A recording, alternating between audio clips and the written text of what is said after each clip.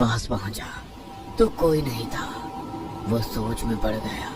शीशे में वो परछाई किसकी थी? और अलमारी के उस खुले दरवाजे के भीतर एक बड़ी शराब की बोतल दिखाई दी। ये किसकी बोतल है? किसकी भी हो, अपने को क्या?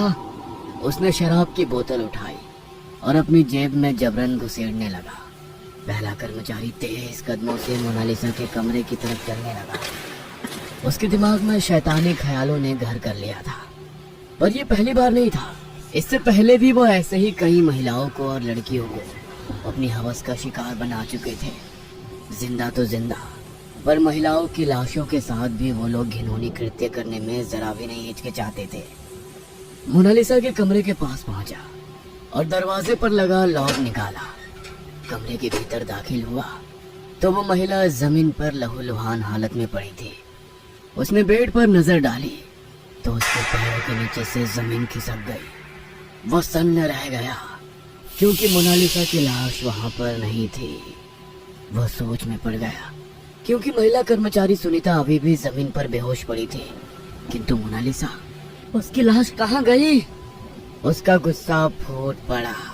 उस हरामी ने मुझे धोखा दिया। क्या हुआ है वो समझ चुका था। उसका साथी यानी दूसरा कर्मचारी मोनालिसा की लाश को कहीं और ले जाकर अकेले ही मजा कर रहा था। उसकी आंखों में गुस्से की लपटें जल उठी। वह दांत पीसते हुए दूसरे कर्मचारी को खोजने निकल पड़ा। इधर स्टोर रूम से बाहर निकलकर दूसरा कर्मचारी सीधा मोनालिसा के कमरे में पहुंचा। लेकिन जैसे ही वो कमरे में दाखिल हुआ, उसका चेहरा सफेद पड़ गया। मोनालिसा कहाँ गई? और उसके दिमाग में भी वही ख्याल आया। उसी के साथ अपने दोस्त की तलाश में वो कमरे से बाहर निकला। बारिश अब हल्की पड़ चुकी थी, लेकिन असाइलम के गलियारे में एक अजीब सन्नाटा था। जैसे कोई अनदेखी ताकत यहाँ के हर कोने में छिपकर बस यही समय का इंतजार कर रही हो। पहला कर्मचारी गुस्से में पैर पटकता हुआ स्टोर रूम की ओर बढ़ा। साला यही छिपा होगा। दरवाजे पर पहुंचकर उसने उसे धक्का दिया। कर आवाज करते हुए दरवाजा खुला और एक ठंडी हवा का झोंका उसके चेहरे से टकराया। इतनी ठंडी कि उसकी हड्डियां कांप उठी। उसने झटके से अंदर कदम रखा और चारों ओर देखने लगा। अंधेरा, गहरा काला अंधेरा। बस दूर एक कोने में हल्का सा बल्ब टिमटिमा रहा था। उसने स्विच दबाकर लाइट चालू कर दी। पीली रोशनी में पुरानी अलमारियां, धूल से भरे फर्नीचर और कोनों में जमी मकड़ियों की जालियां दिखने लगी। अबे कहाँ छुपा है, बाहर आ! उसने गुस्से में चिल्लाते हुए अपने साथी को आवाज दी। कोई जवाब नहीं आया। हवा अब भी सर्द और भारी थी, जैसे कमरे में कोई और भी मौजूद हो।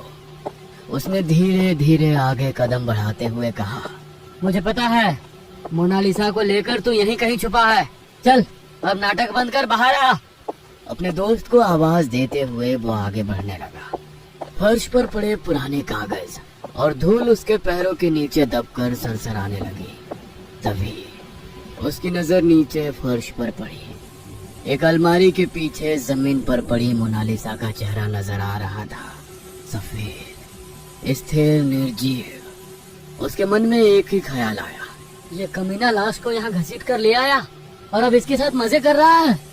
गुस्से से उसकी आंखें लाल हो गई। उसने तेजी से कदम बढ़ाए, लेकिन उसने अपनी आंखों के सामने देखा। मोनालिसा की लाश अचानक खींची जाने लगी, जैसे कोई उसे घसीट कर अंधेरे में ले जा रहा हो। अबे रुक, क्या कर रहा है तू? उसने गुस्से में दहाड़ा और अलमारी को लांघ कर वहां तक पहुंचा, पर कुछ नहीं था। मोनालिसा की लाश गायब हो चुकी थी। उसका दिल जोर से धड़कने लगा। तभी दूर एक अलमारी के पीछे फर्श पर फिर वही चेहरा दिखाई दिया, मोनालिसा का निर्जीव चेहरा।